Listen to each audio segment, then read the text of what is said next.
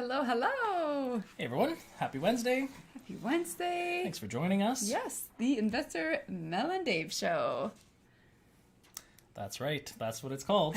The Investor Mel, would you call it a podcast? Not really a podcast, right? It's a live stream, I think There is what we'd call it. It's a podcast too, because then it's put on our on all major platforms. So it is a podcast. It's a combination. It's a live session. There's no pre-recording here. There's zero edits even. Zero edits. Yes. So if you say something you shouldn't, the good, bad, and the ugly. the good, bad, and the ugly, this is what you get. So thank you everyone for joining us. That's fantastic. We're glad you're here. We're going to be talking about a little bit of cash flow today. Yes, and today is the last Wednesday of the month. Ooh. What are we? November 25th, so a month before the holidays. Last Wednesday of the month, so that means for everyone who's an investor, it's rent day next week, sorry. Yes. And for our American friends, it's Thanksgiving week, and tomorrow is the American Thanksgiving. Yes, and we have a lot of friends from there, and a lot of team members as well from the States, and but many of them are. It's not like in Canada; they take the week off or the rest of the week off. Which is kind of neat, yeah. In Canada, we had ours about a month ago, right? Mm-hmm. October 17th. Get our turkey early. So. Yeah. So for a lot of people, it's also Black Friday. Yes. This Are you week. going to be doing some shopping? Am I going to be doing some shopping? Probably. Probably, yes. I told Dave, I said, keep some flyers there. Isn't that fun to kind of look through? All right, what can we buy? Maybe something for the kids that they've been wanting for Christmas. Yeah. And today, again, we're going to be talking about how much cash flow is enough. And that's a question we get a lot, because when people are analyzing deals, they want a cut and dry kind of answer. How much money per door should I be making? And it's such a loaded question, because yes, what can I expect? I know, and it's very different for everyone, and based on the years and all that. So we're going to be diving into all that today, because it is important. It's important to know, and it's also important to pre-plan, right? So if you're thinking, I know a lot of people, they would get into real estate in order to quit their full-time jobs, for example. That's what we wanted to do, and it was important to try to calculate all of that. Yeah, so let's start off. I'll do the radio. Radio bounce. The voice. The radio voice, yes. But before we do, if you are new to our channel, make YouTube. sure to subscribe to our channel and hit the bell to be notified, because we go live like this on Wednesdays, and sometimes we go live even in the evenings from time to time as well. So if you hit the bell to be notified, you'll be able to join us, and we release new videos every week. Yeah, and I'm just thinking, tomorrow we have a webinar, so we're going to be probably going live before or after the webinar. Probably before, because it'll be late. It'll be a 2-hour webinar, so... Yes, actually, we should talk very quickly about that. So if you haven't attended this webinar yet, it's a great webinar to attend. If somebody wants to mark that down in the notes, it is www.iloveopm.com. OPM stands for Other People's Money. So www.iloveopm.com. And this is where you register. We're going to be talking about how we purchased recently in the past couple of months over 100 units using none of our own money and without joint venture partners. So if you haven't seen this, we will be live tomorrow, 8 p.m. Eastern time. Absolutely. But you do have to pre-register, so make sure to do so. All right, so let's get it started off. So. Oh yes, the voice. Dave just voice. wants to move on. He just can't wait for this part. The voice, yeah. The radio voice, yes. Oh. So welcome to the Investor Mel and Dave podcast, live stream, show, whatever you want to call it, where we talk about real estate, life, and entrepreneurship. Woohoo! Right, Welcome, and thank you for being here. All right, let's talk about Cash flow. And really how much cash flow is enough. And maybe it's like, well, is it ever enough? And I don't know. That's going to be a personal choice, right? How much cash flow do you need per door? And let's use door. Door means apartment or unit or whatnot. Yeah, and let's break it down. Like when I see it, whenever someone asks us this question, I see it as a triangle. And we'll dive into every single side of this triangle, but the triangle is going to be time. See, sorry, off track. I wish I had a little, we need one of those fancy drawing. You know what? We have all the stuff. It's just in the studio. It's different parts of our office. Yeah. Yes. But yeah, no, we could do it on the TV eventually. One day Yes. we'll get there. But yeah, the triangle is how I kind of see it. And so the three sides, we'll dive in. First one, time, right? How much time? The second one is effort. How much effort to get that? And the third one is money. And when someone says, how much cash flow should I expect, or how much cash flow is enough, that's where I kind of revert back in my head to those three things: time, effort, and money, because that's what it's going to come down to on your cash flow. Yes. And is it worth it or enough? Exactly. So let's start off with time. Time is precious, and time is money, of course, as well, right? Yeah, and by time we mean how much. So let's take, you know what? Let's use a duplex, okay? So there's 2 units. Everyone's familiar with duplexes, so let's just use this as our kind of baseline for our example. Perfect. So a duplex, how much time is it going to take me, right? So if you look, let's say you look at an asset that's 2 units, and let's say one of them is totally brand new, everything's redone, you don't have to do anything, okay? So you got to think, well, so one of those 2 units, how much time do I have to put into that if everything's redone, right, brand new? Yes, and think about 2 ways here. This is your time, but you also have to think about if you're outsourcing it, time of other people. If you have a team, for example, what is going to be their time as well? That you have to pay for. They have to pay for. And depending if you have a lot of projects, so let's say you only have one person working for you, or one contractor, and it's a one man or one woman's show.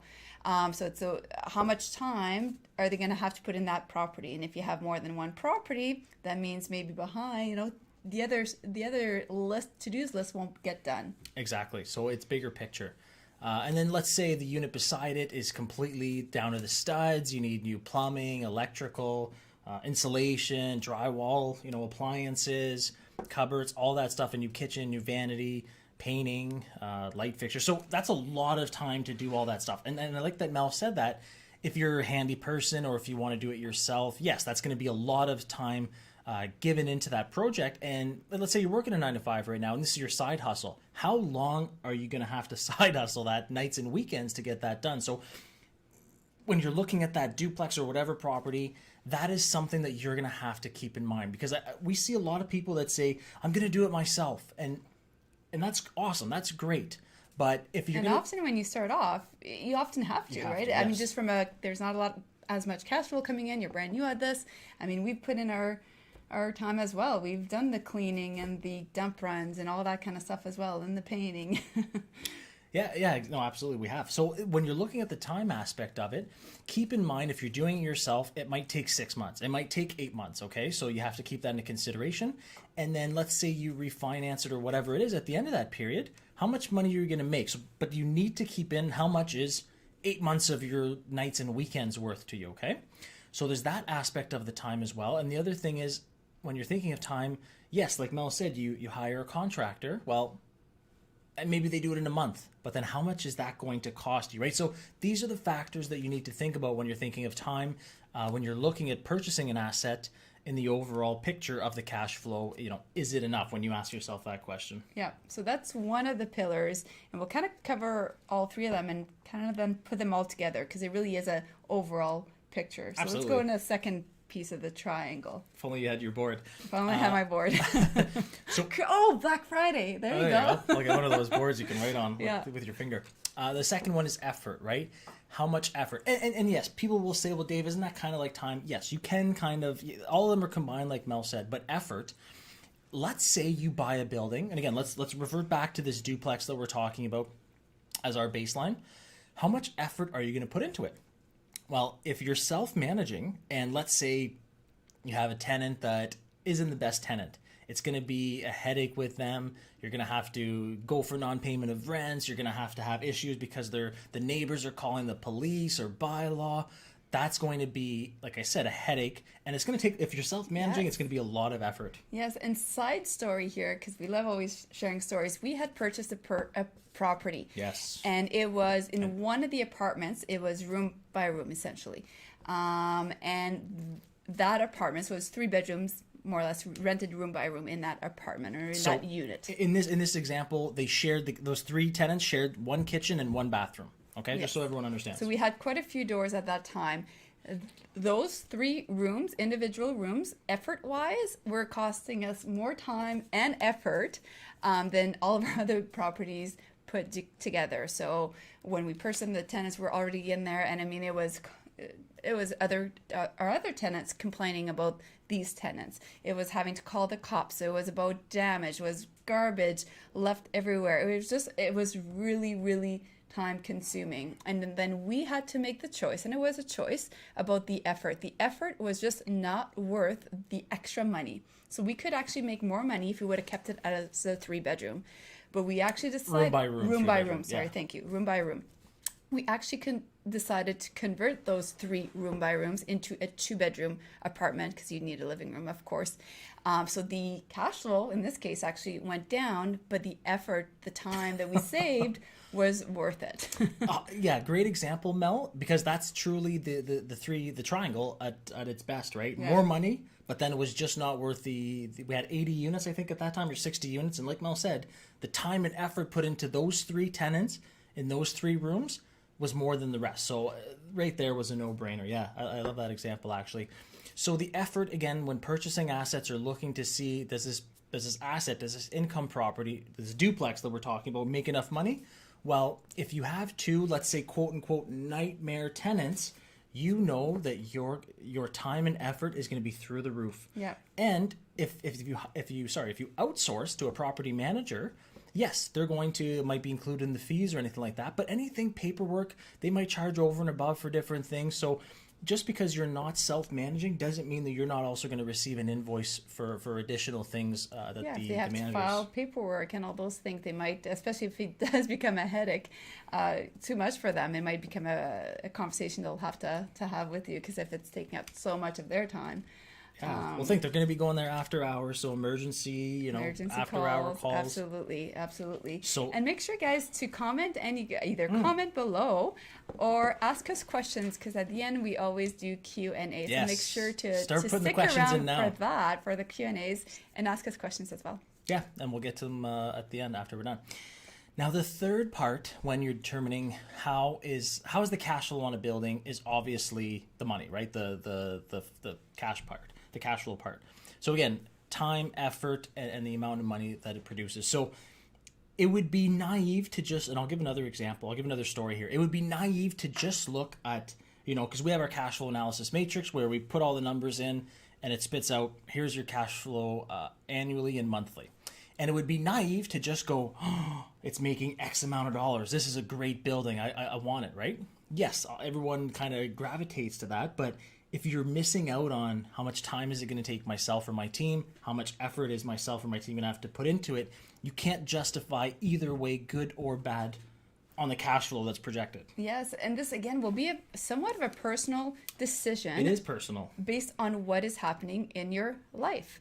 I mean, with the bedrooms, at that point, we thought, you know what, we're okay to lose a bit of cash flow, for example, with the room by rooms, because we had quite a few properties back then, and we could afford to decrease it wouldn't have hurt our ratio. So it made sense for us to just let it go, so that way we can focus our time and instead of spending our time on that little bit of extra cash flow, focus on our time on buying more properties instead. And that's what you have to think as well. If, do I absolutely need that money for my ratios to stay positive? Of course, the financial institutions keep saying yes to you. That should be part of your calculations. Or could I be using that time to look at more deals, to look at the next investment that can in turn make me more money? Yeah, no, absolutely, Mel. Again, what is your time worth, right? That's something that you, and again, personal choice. Only you can determine what your time is worth, or what else you could be doing. Yeah, but now, and I'm glad you said about the cash flow, because it's true. We often, as investors, we're investors. We like to look at the cash flow, but you can't forget the 2 other important pieces of the triangle here, because it should all come together. If you're making great cash flow, but you have 0 time to look for the next deal, you're stressed out. You have 0 time for your family. You're not enjoying life anymore. Are you gonna want to continue growing your portfolio? Likely not. Well, it's going to burn you out, and it's going to ruin your real estate investing career or journey, right? So the example I want to give, this is one where the cash flow caught my eye, and I had to almost backtrack, because I was just looking at the money, and I didn't look at the other 2, right? The time and effort, and I was trying to convince myself it's going to be okay. It's going to be okay. And this is a deal, Mel, probably 2-3 years ago. It was a very, very low-priced room and board house. I think it had 16 or 18 tenants. Where again, let's say in this rooming house or boarding house, whatever term you want to utilize, I think there was 2 kitchens and 2 bathrooms for 16 to 18 tenants, and they would just rent a room and they would all share, and it made a lot of cash flow per month.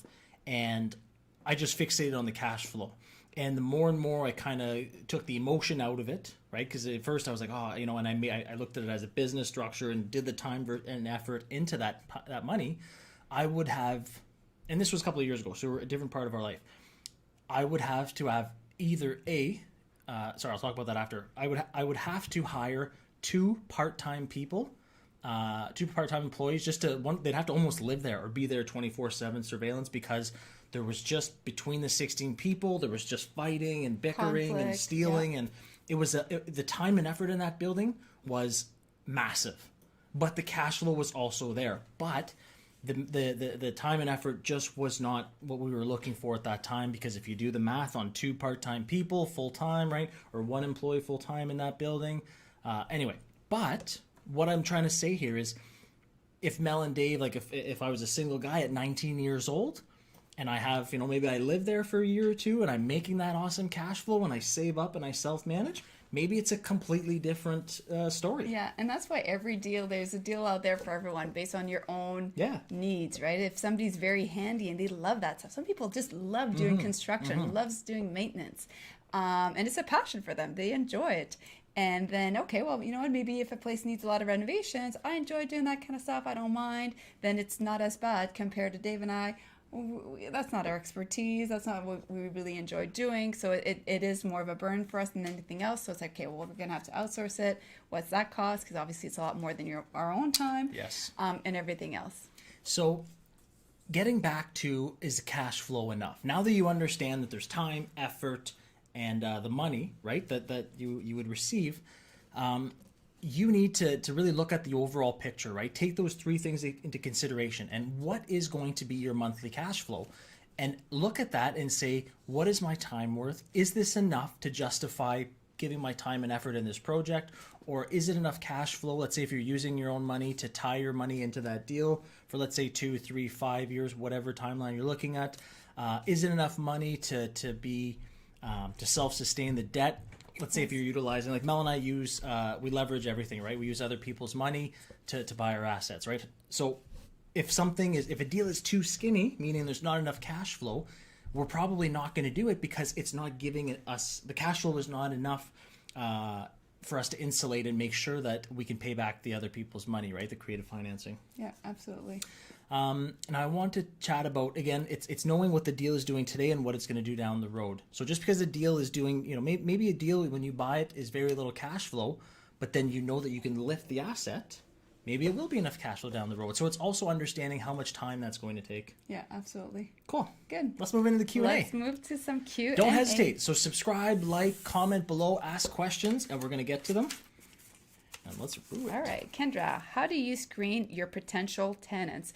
Yes, and a big piece of that is it's numbers. Just like we look at tons of deals to find these cash flowing ones, tenants are the same. The more tenants that you screen, the more chances you are to find a better one. Now, when I say screening, I don't mean to do tons and tons and tons of viewing, because what is your time's worth, right? But having, whether you're going to do it yourself or property manager, make sure to have it advertised everywhere. So yes. The more, we have a system now where it's places that we didn't even know exists, but our team advertises everywhere. So that way, again, if there's one place to rent, we're going to have lots of applicants. We do it by applications, and then we can look at who we think would be a good fit as well.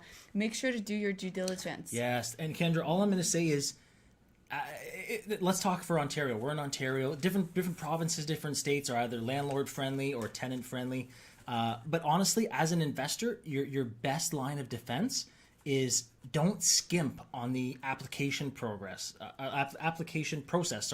Because as a landlord, that's almost your best line of defense. By not letting potential bad tenants in is probably going to save yourself 80 to 90% of the headaches. Yeah, absolutely. And Kendra, as well, we have a YouTube video that we created on yeah. this, and it talks quite about a few strategies how to avoid tenants from hell. I think it's called. You'll see there's a guy sitting on a couch or something behind one of us. Anyway. So anyhow, we give lots of strategies and tips. So make sure to go check that out afterwards. And it's all from past experiences, unfortunately. Yes, unfortunately. Unfortunately. Yeah. We've learned. Yeah. The hard way. All right. Austin, what is some of your cash flow criteria for you to consider a deal? Example, cash on cash return, a specific dollar amount, and why does those number work for you?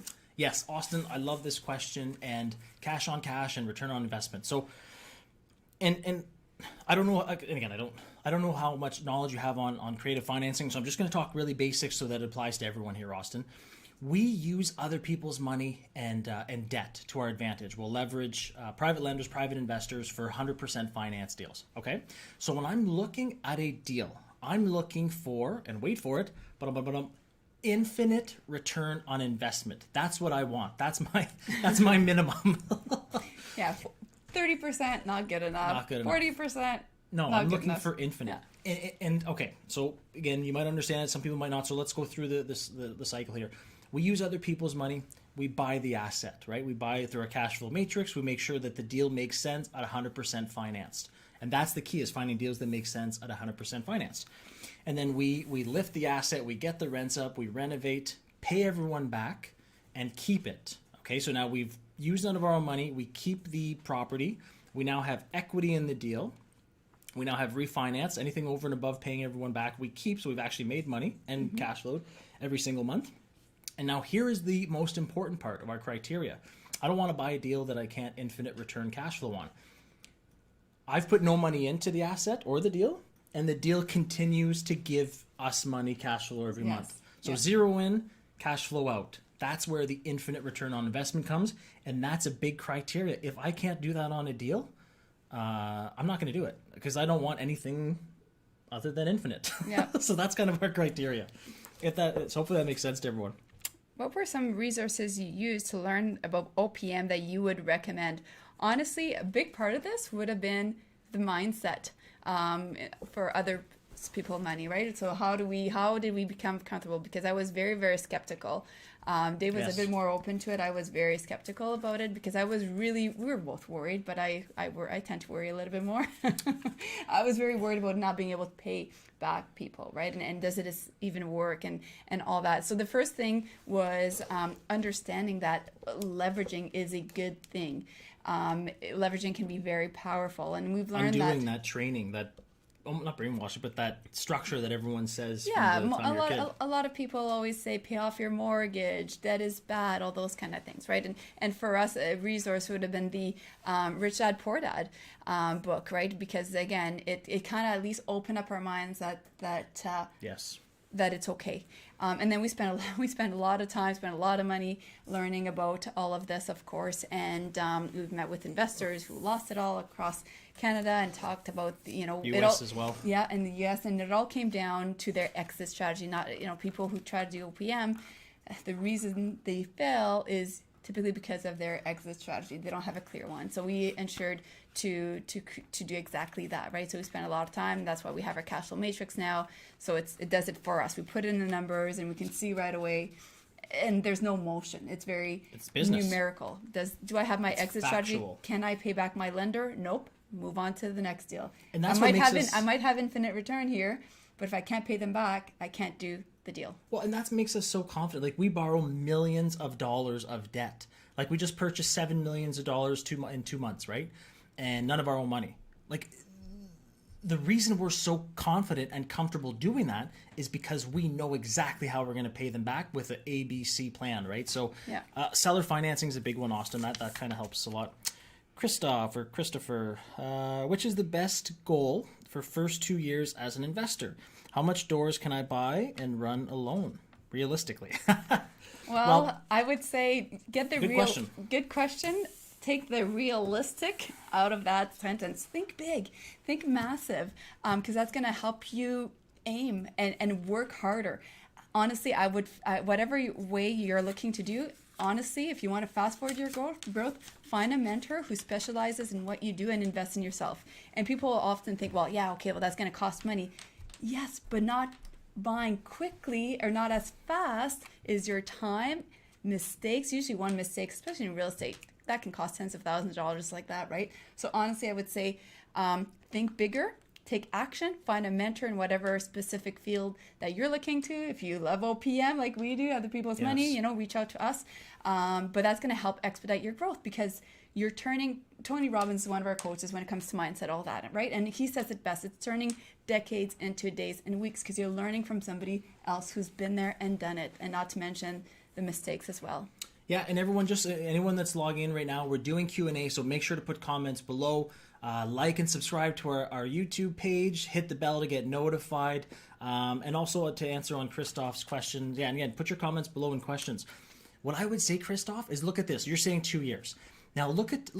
Sorry, I'll explain the trajectory that Mel and I did. So in 3 years, we bought 3 properties. That was before we understood creative financing. So in those 3 years, 3 properties, we thought that was pretty good, right? Working all the time, though. Working full Try time. to come up with that 20% down every time. Exactly. Then once we understood creative financing in 2017, so in that 1 year period, we bought 12 properties. So it's not even... And they were multifamily, so that was 56 units. Yeah. So think of the difference. In 3 years, we bought 3.